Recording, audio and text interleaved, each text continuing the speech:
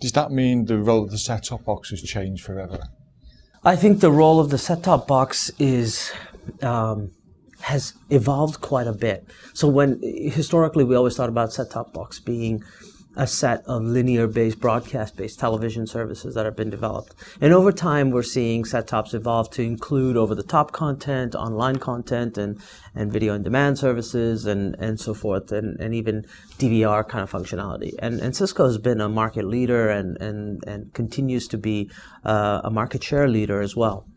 But for us, the set-top is evolving in its own definition, so that with all these legacy televisions that are in the marketplace, how do you bring the best of online, on-demand, premium channels, broadcast television, all integrated as one experience to those television sets? But then what we are finding is that the set-top is not necessarily the only domain for consumption of television. And subsequently, the way we are investing and shifting our investments is from a very a managed network-centric delivery model to a very managed device delivery model, to now embracing the notion of, okay, how does my service run on managed networks as well as unmanaged networks? And how does my service reach managed devices and unmanaged devices?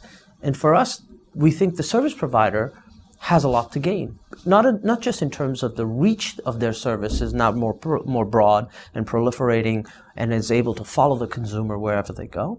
But then the second part of it is that from a CapEx model and the way their investments are shifted, we think there's tremendous benefits. In one sense, the investments in the cloud and the network, we think, increase. The investments in the home may actually benefit from capitalizing on consumers purchasing of these independent devices on their own, right?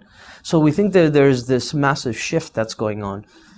Ultimately, the set-top is critical for the immediate next 3-5 years, and has a lot of television sets that need to be empowered by it.